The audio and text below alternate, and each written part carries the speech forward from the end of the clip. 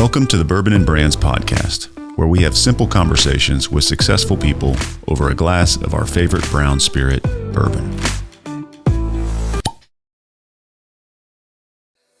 So, your normal life is in the Mineral Wells, Fort Worth scene, of course, because you're big into the not only fashion, but just, you've got your hand in so many different things going on. You're like a true entrepreneur, right? You've got 4 or 5 businesses going on. So for a busy lady like yourself, I am honored that you took the time to come down and have some whiskey with me. So thank you. Oh, absolutely. Thank you for having me. I'm excited. I will admit that I wasn't super excited about the whiskey portion, but this is better. The sip of this made it better. Hey, whiskey's one of those things that you start off not too excited about, and by the end of the night, you're super excited. Well, that was my fear. Like, my relationship with whiskey was in college. Yes, all of us have those horror stories. And whiskey, to me, is nothing like it used to be. Used to drink it as quick as you could so you could get to a certain state of mind, right? Yeah. And now you just sip it nice and slowly and enjoy the flavors. But we've got Weller out here, which, talking about flavors, really have great flavors to them. Wheated bourbons, okay? So someone like yourself may not understand what the difference between a wheated bourbon and a regular bourbon, right? 0%. Okay, awesome. Well, good. I'm here for education. Educational moment. This is wonderful. So wheated bourbons. So to be a bourbon legally in the United States, it's got to be made in the United States. It's got to be made in a new oak container, brand new oak barrel most of the time. And it's got to be at least 51% corn, okay, in what they call the mash bill, which is basically the ingredients that go into it. Now, 51% corn, and usually the rest of it is some sort of amount of rye, barley, malt, something of those combinations, some grains that kind of play a part in the whole recipe. Now, wheated bourbons are kind of its own subcategory of bourbon because it is the 51% corn, but it doesn't have any rye in it. It's usually just mostly corn and wheat. And then you've got the malt. So it's kind of two sweeter ingredients, which kind of make it for a nice, easy drinker. I love Weller, and that's usually what I'll break out if someone wants to try some really good whiskey, but is not too well versed, and that rye content, higher rye stuff, tends to be peppery and a little bit off-putting for some people who aren't ready for that. So I figured this would be a great option for us because we've got 3 of them here. The 12-year, which means it's been aged for 12 years in that barrel, and it's a 90 proof. The one over there by you is the Antique 107, which the 107 gives it away. It's 107 proof. And the full proof, which means this is another little nerdy fact that you can break out in front of your friends next time and really impress them. So you've probably heard the term cask strength or barrel strength. Yeah. With a whiskey, you'll see it on the label, cask strength. That means that when they take it out, every bourbon goes into the barrel at no more than 125 proof. Okay, that's just the legal requirements. So when they get it all fermented and distilled the way that they want it, they'll put it into a barrel to start that long aging process. And they can't put it in there any more than 125 proof. So most brands will put it in there at 125 proof. And over time, it'll either proof down over time, depending on where it's at in the warehouses, or it'll proof up, depending on where it's at. And it'll get higher. It'll get like 130, 140. And they'll either go in and they'll proof it back down to where they like their normal recipe to be, whether that's 90 proof or 80 proof or whatever, or they will just put it right into the bottle, whatever that proof is. So because they're allowed to. So sometimes if you see a cask strength, it could be like 131 or like 100 and whatever. It's going to be a different number every time because that depends on what that barrel was. But full proof is different because it sounds like it would mean that, but it means that they're going to proof it down to whatever they put it into the barrel at. In this case, in Weller's case, it is 114 proof. So they put all their whiskeys in at 114. So when they want to have a full proof batch, they'll just proof it back to 114, and that's what you got. So a little bit of information for you. take that and show off to your friends next time you're sipping whiskey with them, and look super cool. But yeah, I'm really excited to dig into your story because I've followed you. I mean, I met you several years ago for the first time down in the stockyards. Risky's Barbecue. Yeah, Risky's Barbecue. We were talking about my daughter at that time, who is just getting into the modeling scene, and you have a huge experience in the Western fashion industry, and so you are a great kind of asset and mentor there to help kind of get her started. And so that's where I first met you. But since then, I've been following kind of from a distance on your social media and kind of keeping up with everything you've got going on. And so one of these things I got to get into first is the Kick-Ass. What's the full name? Kick-Ass Drinking? Kick-Ass Drinks. Kick-Ass Drinks. Okay.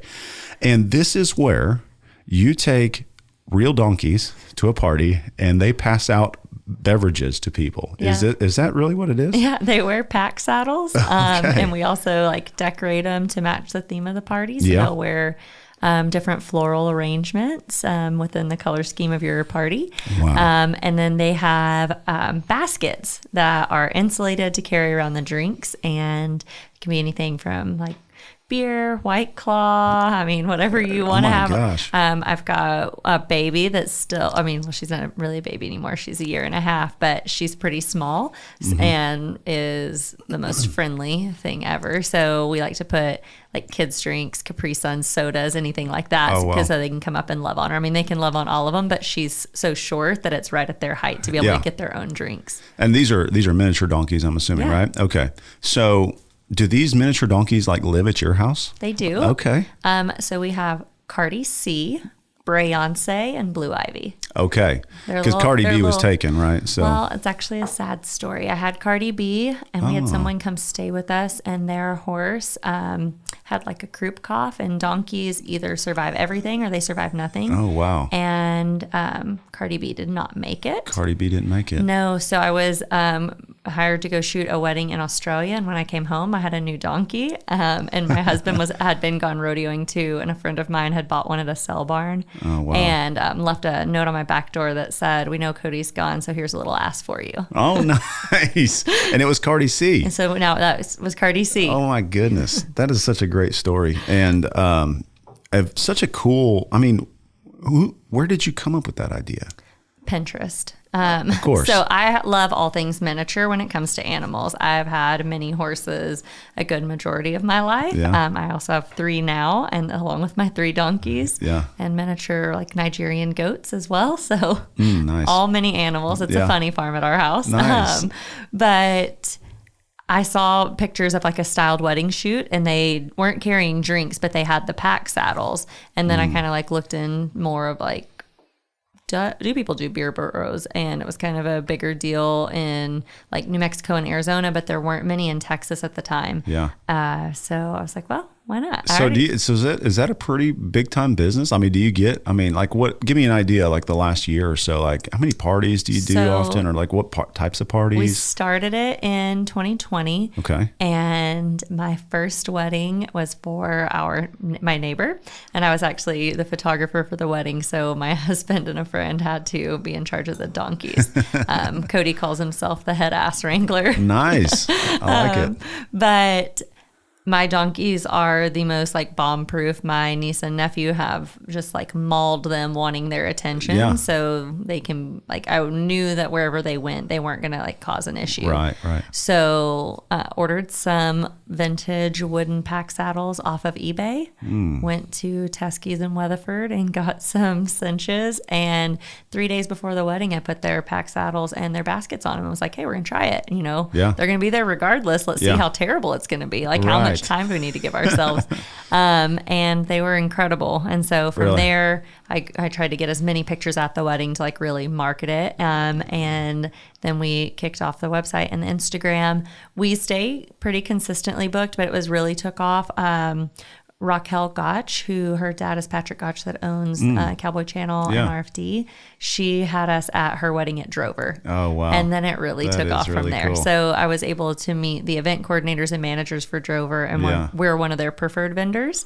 So that really just made it go crazy. But I've also said like you could take your miniature donkey and stand in the stockyards and make all the money you want because people just want to take a picture with them. Right. Like you could charge $1 a selfie and make all the money. Oh my gosh. And I've heard that. I saw a viral video or something of a guy that has a longhorn. Did you see that on TikTok? Yes. Where he makes like $4,000 a month just setting his longhorn up by the side of the road. People pull off there and he charges them, I think, $10 a picture or something like that.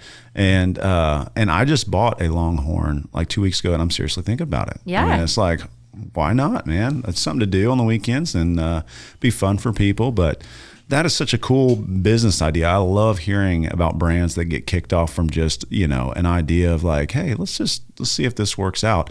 And I love the picture that's in my head right now of the trial period with the donkeys in your backyard. You're probably like by the pool and you're like, come here. And he like brings over a margarita for you. And you're just like, okay, that worked. Okay. That wasn't too bad. He only crapped on the patio and that's not too big of a deal. Like the whole trial period is really funny to imagine for me.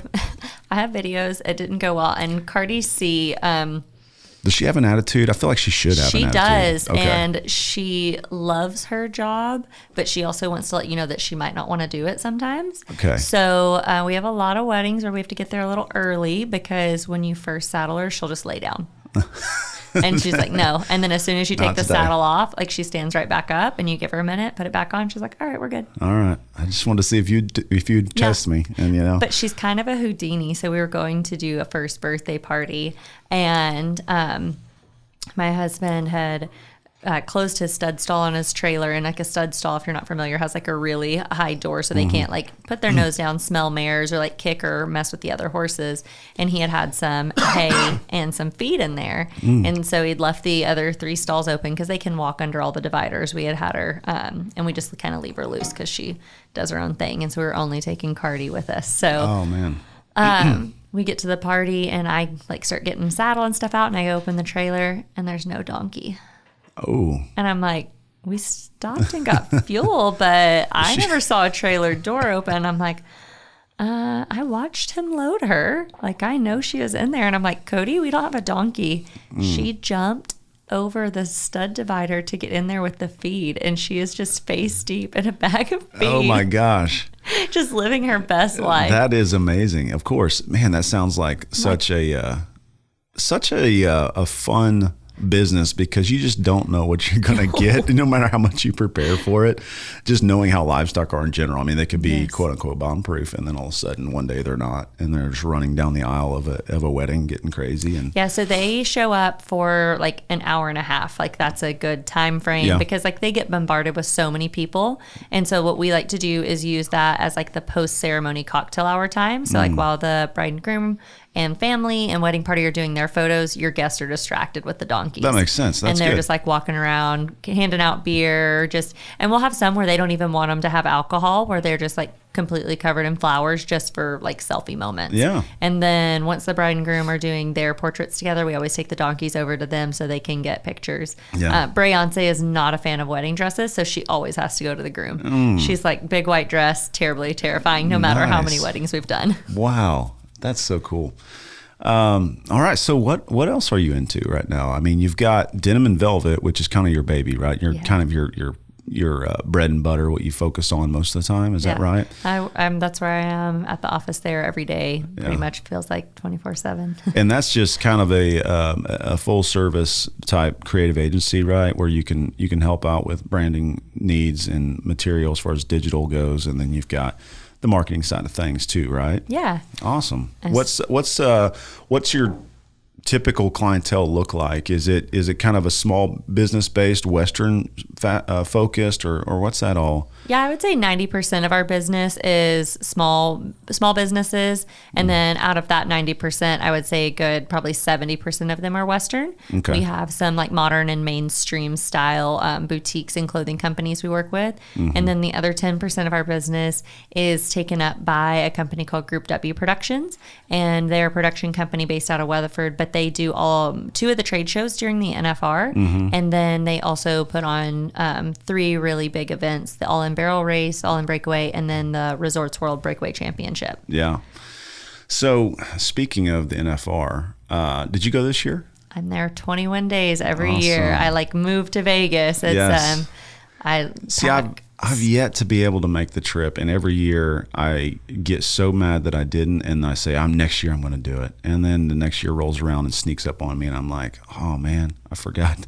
4 days. I need to, Like, 4 days is a good sweet 4 spot. days is good. Like fly in. And which 4 days? Like beginning of it or It doesn't end of matter. it? Or- There's so much stuff that goes on the whole time. Like no matter what you're interested in, whether it's like they've got the buck and horse sales at South Point, they've got the World Series team roping down there. Mm-hmm. There's more shopping than anyone can ever cover while you're out there. And then you've got your other events, the NFBR that's held at Orleans for the women's breakaway. Mm-hmm. You've got the All in Barrel Race breakaway, the Resorts World events, BFO. So there's so many things to do every day. And then there's incredible nightlife. So like if you're wanting to go and experience a little bit of both, I would say doing like a Thursday through Sunday would be good because you're going to get a lot of the nightlife and added entertainment with your Friday, Saturday. Yeah. But your Thursday and Sunday can be like lighter days. Yeah. Okay. Enough excuses. I've got to do it. I'm going to do it next year.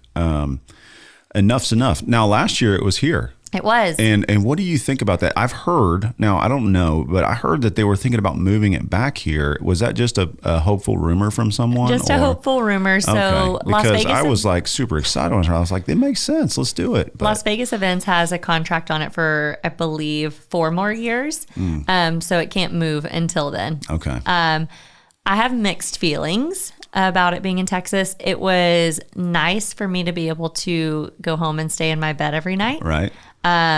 But it wasn't the same. Everything was so spread out, but it was also very nice to make it like a family-friendly event. Not that you can't take your kids to Vegas, but there's definitely more limitations, Yeah. less places they can go and do, and less family activity. So there was positives and negatives, but it was amazing being back in Vegas this year.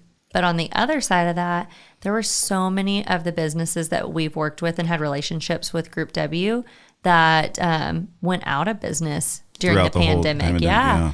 yeah. It's like our company that had always installed our fence around our stall lot. Oh, yeah. No more. No more. Yeah. So it was a lot of challenges going back Yeah. also. But no, it does feel like home when you're there. Yeah. They make fun of me at Group W because I pack like 8 tubs of clothes. Of course. Yeah, Got 60 to. something pairs of shoes. Oh my gosh. It's ridiculous. So the guy that you had to hitch a ride with back home, you were telling me this story of how you actually got COVID the last week of being Yeah. there, and you had to hitch a ride home with I somebody. did. So this guy had room for 6 tubs of clothes and all the No, stuff, or did I you have to left- mail it home or what? No, I took all my tubs back to Group W's production trailer and loaded Okay. them on there. I just brought like my suitcase Okay. and then my most valuable thing, which is my desktop computer that I take Yeah. out there. So like those were the things that I was concerned Okay, with. I could see this guy, like you're on the side of the road with your thumb out and like you've got 6 tubs of beside you of like clothes and shoes, and he's like, all right, well, I've got a trailer, might as well throw it in there. Thankfully, he's been like my husband's best friend their whole life. And so, no. He knew what he was getting. Yeah, he did. And he would have taken all my tubs of clothes if I would have asked. But Yes. no. Well, that sounds nice. So speaking of your husband, I mean, what does he do? I don't even know. He's a full-time cowboy? Or He what's is. he do? So he rodeos. Okay. He heads and heels. He primarily heads at the rodeos. And then heels a lot at the jackpots. But then my father-in-law has a saltwater disposal trucking company in North Dakota in Minot. And so whenever he wants to freeze, he goes up there and works. He goes up there to get away a little bit. And He took about 2 years off from rodeo and went up there and worked. Yeah. It might have been a little longer than that. This was right before we met. And just worked around the clock and was able to put enough money back to really come home and buy some nice horses and be able to hit the road. Man, and nice horses is what you have to have in Yeah. the roping business, because It is. I had a very short-term dream of being in the roping, a team roper. And so I got into it and I got super excited about it. I started roping on the ground first, roping the dummy. And then I started meeting with a guy out in Mineral Wells at the time, Justin Parrish. Do you know that? Yeah. Name? Okay. So I was with Justin, and he's a good friend of mine still to this day. And so he kind of taught me how to rope, and so I was roping, and then I got to the point where I needed to get my own horse. And I was like, this is the best part. I've always wanted a horse. And so I start talking to him about roping horses. He's like, okay, yeah, you're going to look for a horse. what's your budget look like? And I'm like, I really don't know what roping horses cost. What do you think? And he's like, yeah, if we could make it kind of a minimum of like 20 to 25,000. I said, what? Right. Excuse me? I thought we were talking about a horse, not a truck. And he said, yeah, a horse. And so then that's when I knew I couldn't be a team roper. And I was like, okay, maybe that's not for me. But then like, you're not going to just rope once when you go to a jackpot. Right, you need 2 or 3. Well, yeah, you're going to have 2 or 3 runs. Once you can ride one horse the whole time, but you're talking like 450 just bare minimum to like go to a jackpot one day. Right. And so you're paying for the jackpot, you're paying for probably 2 horses, and you got to have a really cool trailer, and then you got to have a nice truck to pull the trailer, and it just adds up. And I have so much respect for those guys, and I just envy them. But I grew up in the cutting horse industry, and so they always say if you want to be a millionaire in the cutting horse industry, start out with $3 million. Yeah. So exactly. You're going to get down to 1, but start out with 3. So that's such good advice. Makes sense. And so tell me where'd you grow up? What was life like growing up for you?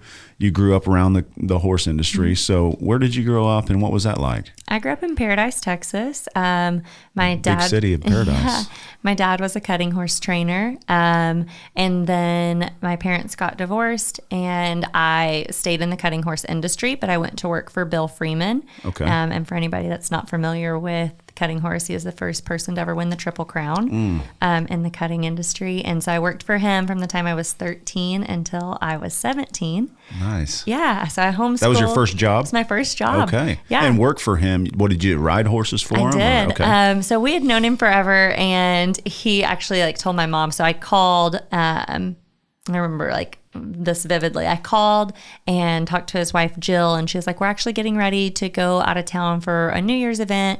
Call back in like a week, and Bill will be happy to talk to you. I'm like, okay. So I call, and he's kind of a gruff man. Yeah. And so he was like, yeah, I mean, I might need help. You can come over and do an interview. And I'm like, all right. And I yell phone. I'm so excited. I'm like, okay, I'm going to have an interview. And then he called my mom. He's like, she already has the job. But he's like, I've got to test her. Yeah. And so at 13, I was an extremely small kid. I was maybe 5'2", saying I was 70 pounds might be pushing it, Nice. really little. And so he was like, I need you to saddle this horse, go get this bridle out, and go up there and warm him up for me to come work. Yeah. I'm like, all right. So I go in the tack room. He told me which saddle and pad he wanted on there. And I put my saddle blanket on after I've got the horse all brushed. And I go in there to the saddle rack, and I pull the saddle off and set the seat of it on my head. Yeah. Because I wasn't strong enough to carry it. And so then I get to it and I squat down and jump and throw the saddle on. Man. And so from then on, we had such a great time working together. I learned so much from him. He was such a great horseman. And it was truly an honor to get to work there. One of my best friends, Sarah, was one of his customers, and we still talk every single day. Wow. I have so many lifelong relationships from getting to spend time with him. Yeah. And he was out in that area too. Did he live close by? No. So at that point, we lived in a small town called Roston, right outside of Munster, in the Gainesville area. Oh yeah. And so that's where Bill was based out of Roston. Yeah. My wife's mother's side of the family all grew up in Munster. So we used to go up there all the time when her grandmother was still alive.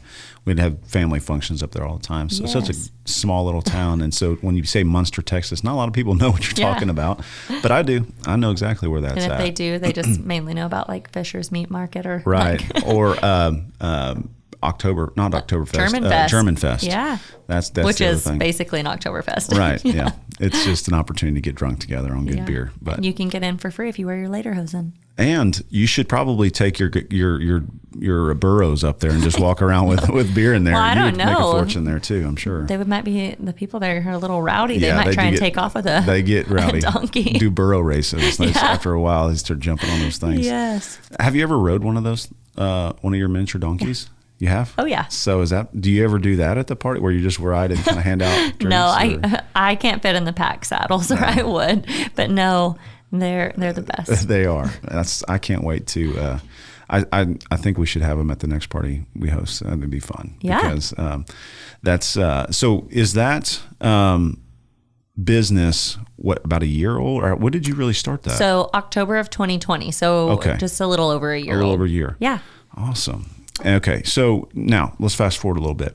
You were born out in Paradise, grew up in the cutting horse business, helping out. Actually, not born in Paradise. You were just raised there for. Yeah, I was born in Memphis, Tennessee. Really? Yes. Okay, so you're kind of a transplant, but it's very, very early on. I'm sure. I don't remember exactly, like 3 months old when we moved back to Texas. Well, I guess you can call yourself a Texan then. You're more of a Texan than me. I grew up in Indiana. And we'll have to edit this part out. But yes, I grew up in Indiana and I moved out here, married a Texas girl. So I got that going for me, but lived out here. It's almost 15 years now, I would say, close to. So my husband's from Montana, so he's not Texan either. But it seems like that's just a lot of Texas these days, you know, and I don't, I feel like I'm such a hypocrite because I get so upset with all these people moving into Texas. And then I was one of them, 12, 15 years ago. But it's just like, man, there's just something about Texas you're afraid that's going to go away. Yeah, the heritage, the lifestyle. It's like so relaxed. Like everywhere you go, you know somebody. Or if you don't, like you meet somebody, Yeah. And I mean, for somebody like yourself that's in the rodeo scene and in kind of the Western lifestyle a lot more than some, have you noticed any change in that over the last, let's say, decade, just from the people kind of moving in, the influence? Because obviously people rodeo in other states, but do you notice any difference between the way people rodeo, say, in Canada or California that might have moved here, as opposed to the rodeo scene that you grew up knowing in this area? Well, yes and no.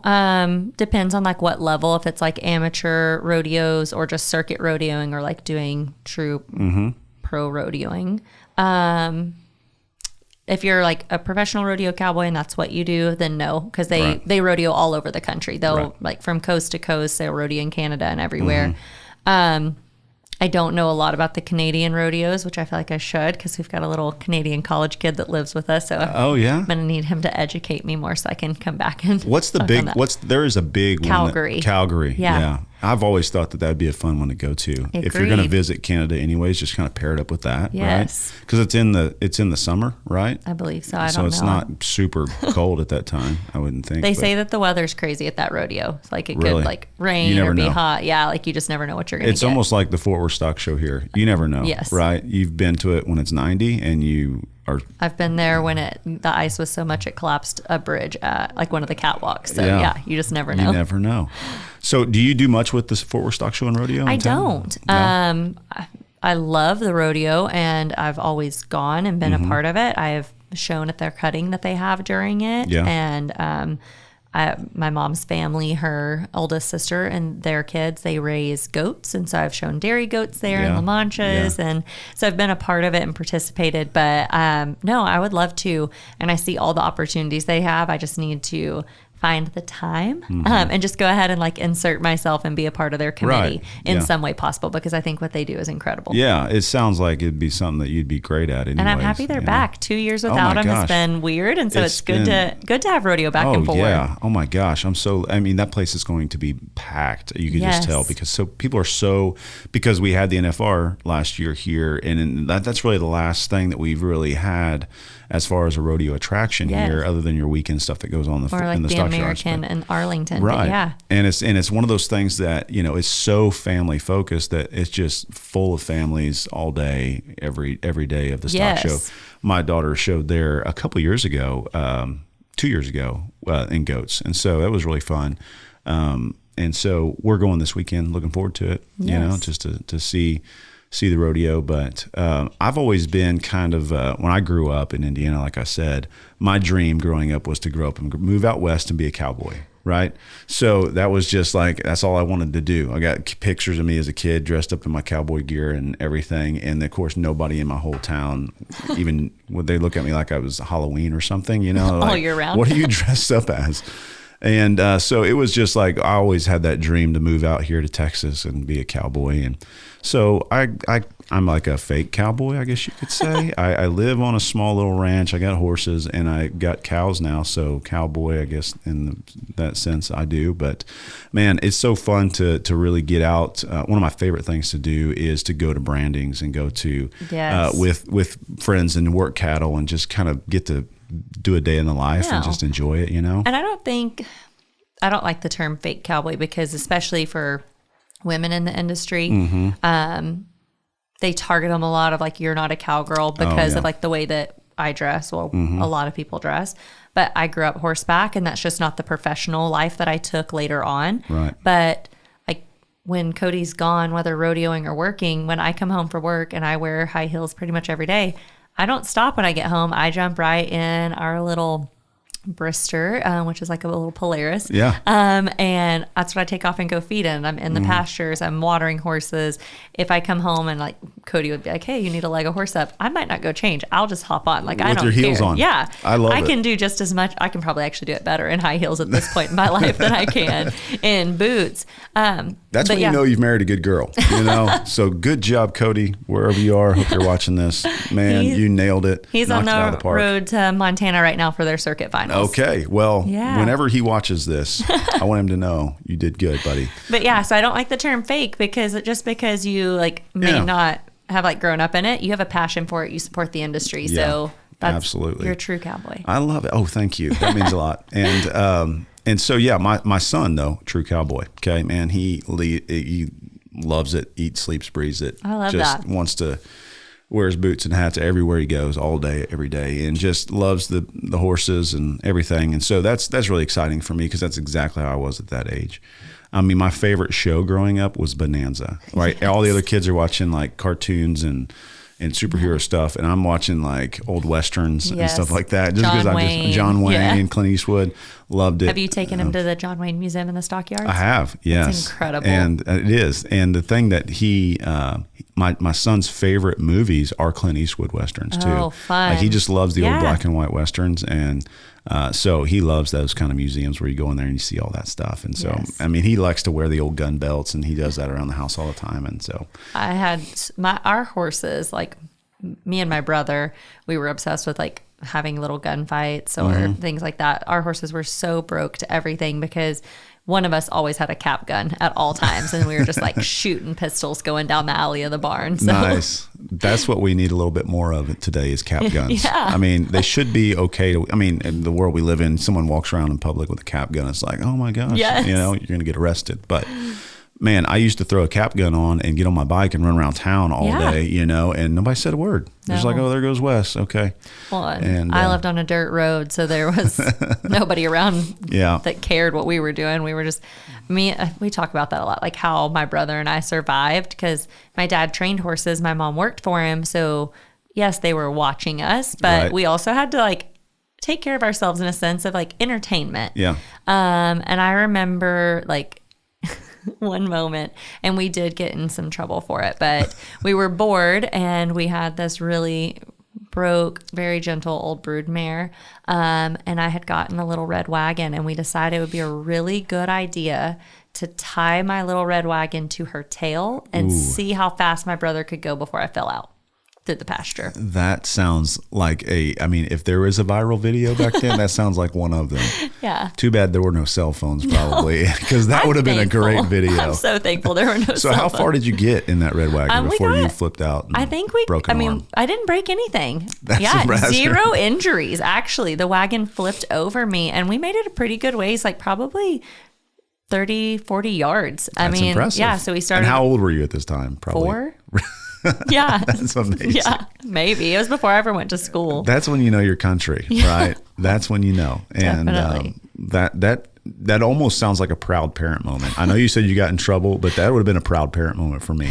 Like, you're not on devices. You're not doing it. You're outside getting into trouble. Go for it. Like, I tell my kids that all the time. I don't care what you do. If you tear something up, as long as you're tearing it up outside, there's that's good. A trending TikTok sound right now that it's like talking about parenting and like how you shouldn't get onto your kid if they're doing something that dangerous, but they're doing it safely. We definitely weren't doing it safely because there was like no helmets or like elbow pads or anything from our bikes involved, but we were always trying to invent something because as a horse trainer or a horse trainer's kid, we would have to be on their schedule all the time, and so you're also on your animal schedule, and so we would have up to like 30 horses in the barn, so they'd have to get fed at like 5:30, 6 in the morning, and then you're not done working horses till 8 or 9 o'clock at night. So your whole day is spent outside year round.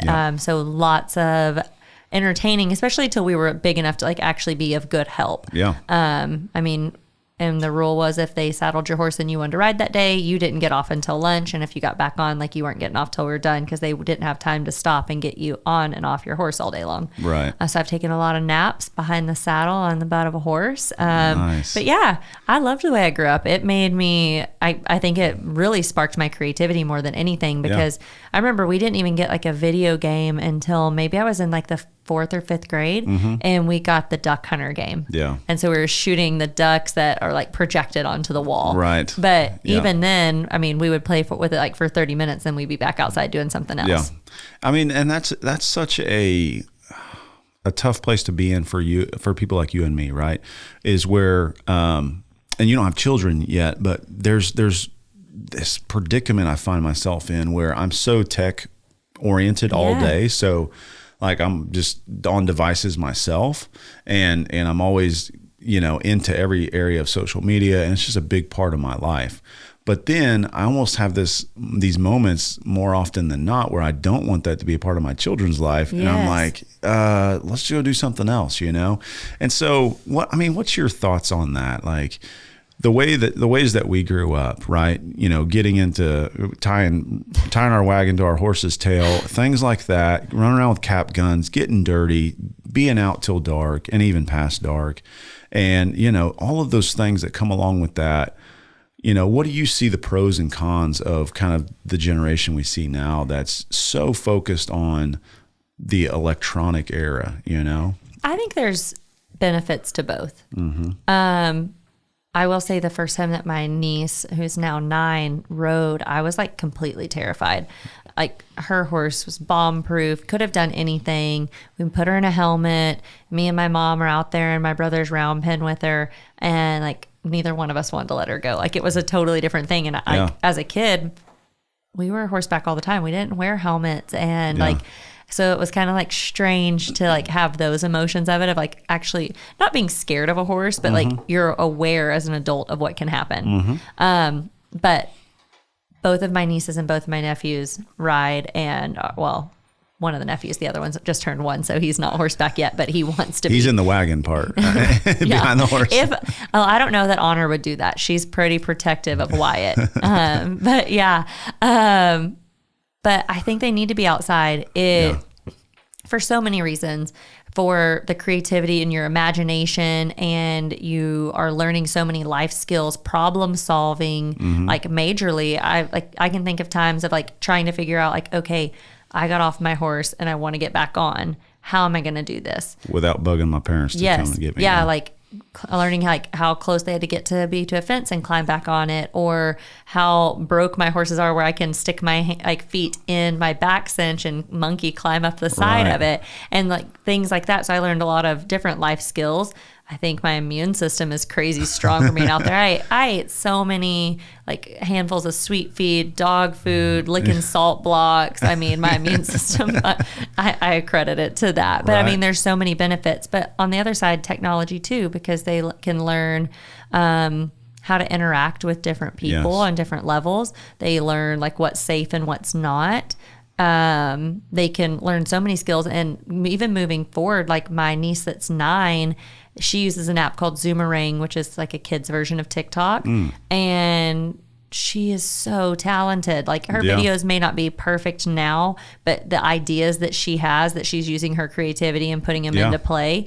I handed her my phone, I believe it was Thanksgiving, and was like, hey, here's like 6 videos that we filmed at a photo shoot. I want to see what you do with them. And she went back there, had never used TikTok before, came back like 30 minutes later and was like, hey, what do you think about these? And it was awesome. Wow. So they're building skills to have jobs in the future too. Yeah. Depending on what they're interested in. So there's good and bad to it. It is such a perplexing position because there are pros and cons to both, and just I think what it boils down to is just a healthy balance of everything, right? I mean, I can remember the first road trip that we went on with them, and them like having iPads and them being so quiet. It was like kind of eerie how quiet they were because we played the license plate game, I Spy. We did play a lot of games of the quiet game. My parents would get to that point. Those are our parents' favorite game. Yeah. You know, because you're getting too loud and you're annoying the crap out of me. So let's play the quiet game. Yeah, for like $3. Yeah. Yeah. The winner gets $3 if you last 3 hours. Exactly.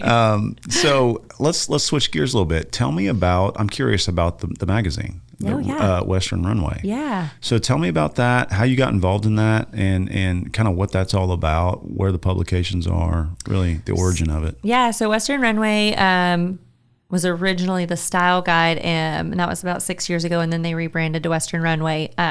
Ashley Alderson, who's the owner and founder of the Boutique Hub and is a former Miss Rodeo America, Tiffany Cooper, which is Tough Cooper's wife, and then Jessie Jarvis. She is the owner of the West Co., which is a Western job platform. The three of them founded the Style Guide and then into Western Runway.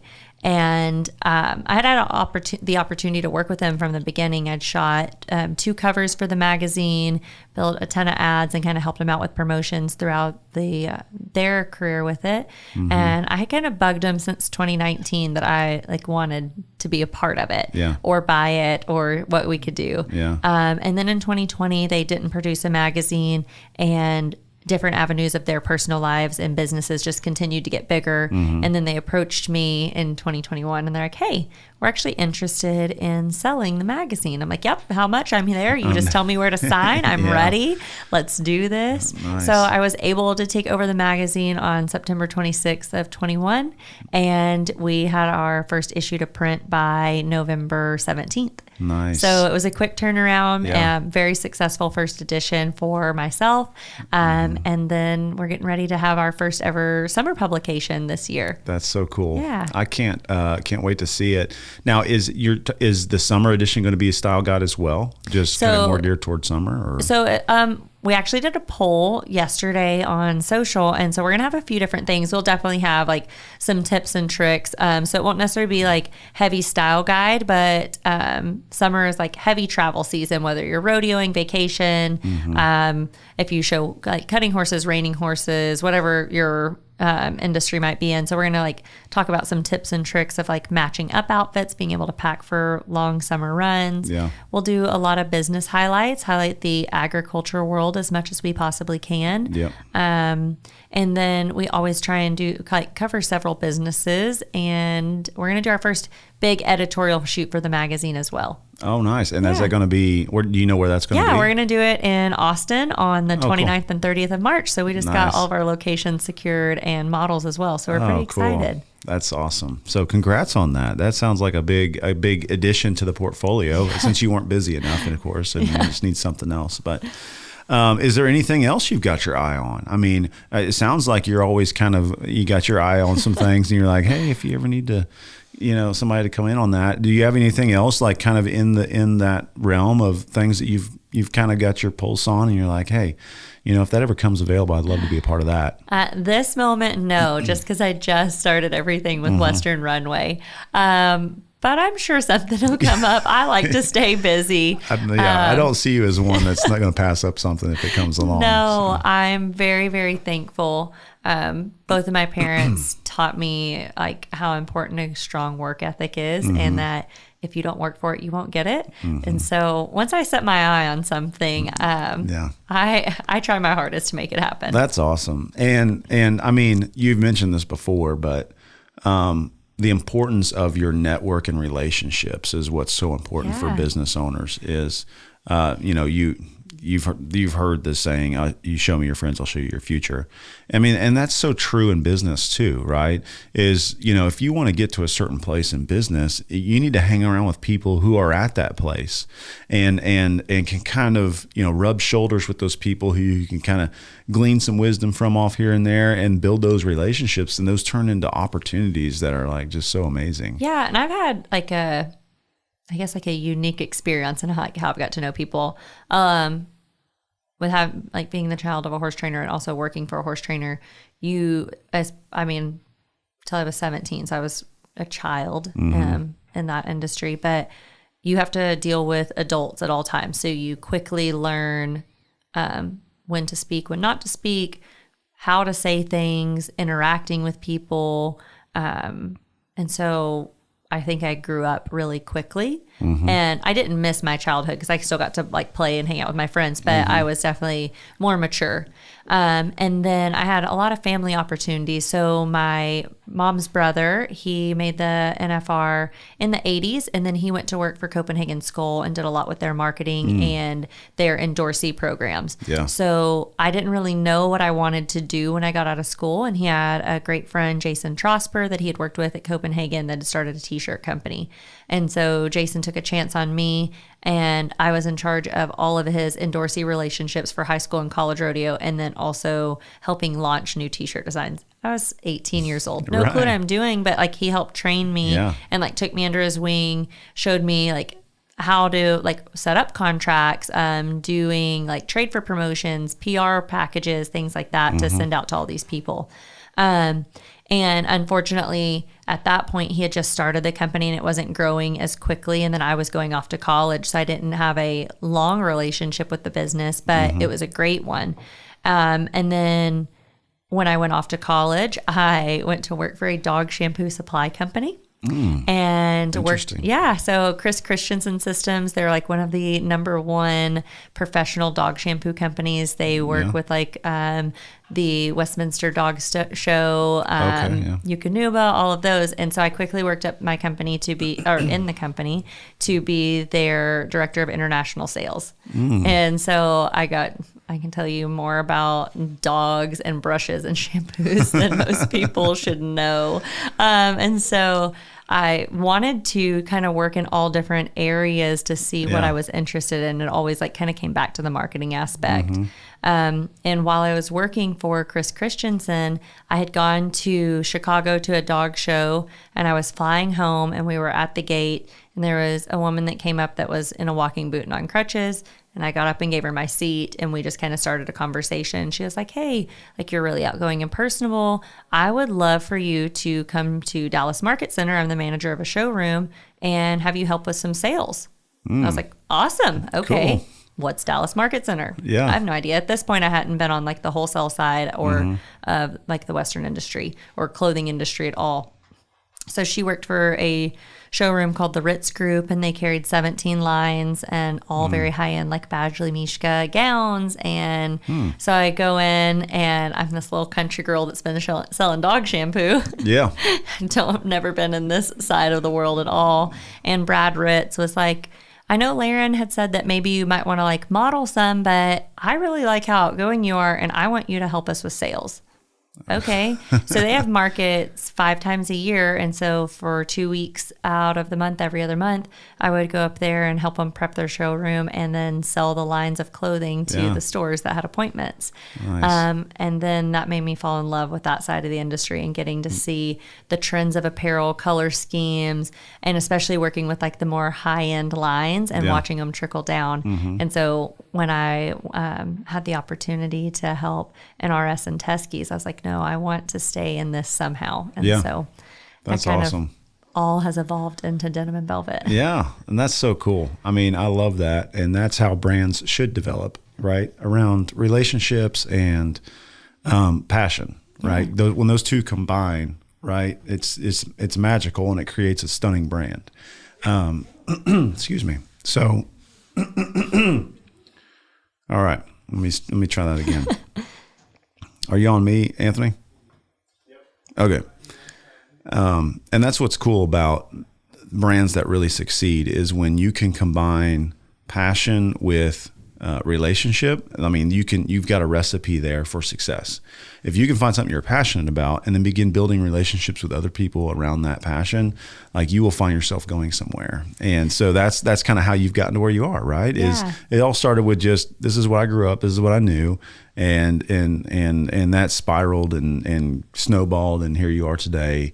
4 successful brands, things going on, and just crushing it.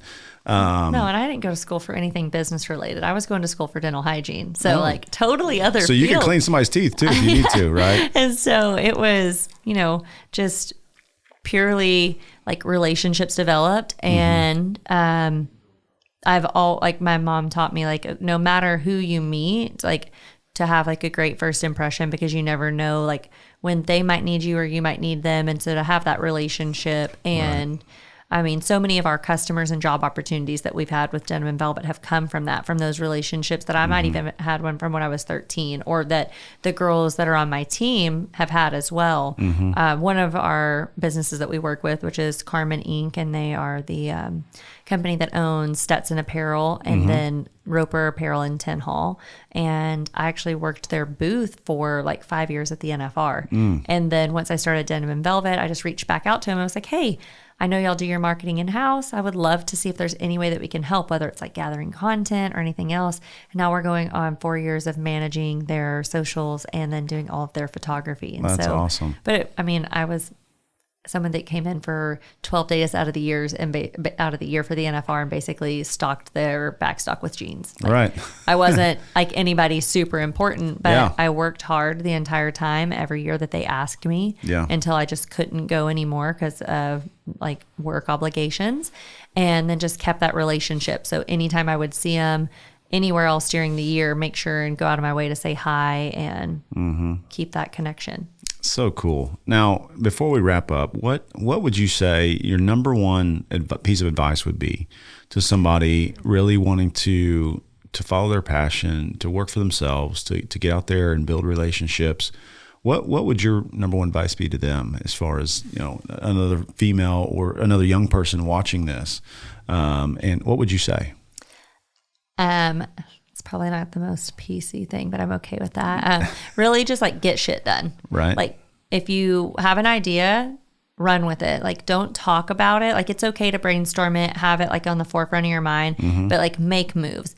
Ask questions. There's no such thing as a stupid question. The only stupid questions are the ones you don't ask. Do your own research as much as possible. And when you can't find an answer, reach out to somebody else. Another business owner, whether they're in your field or not, and ask questions. More times than not, they are going to help you in some capacity or point you in the direction to get the help. If you have a business at all and it's been successful, you've been in their shoes before of like having questions and not knowing the answers, and somebody else probably helped you. So you're going to continue to pass that on, or I would hope that they would.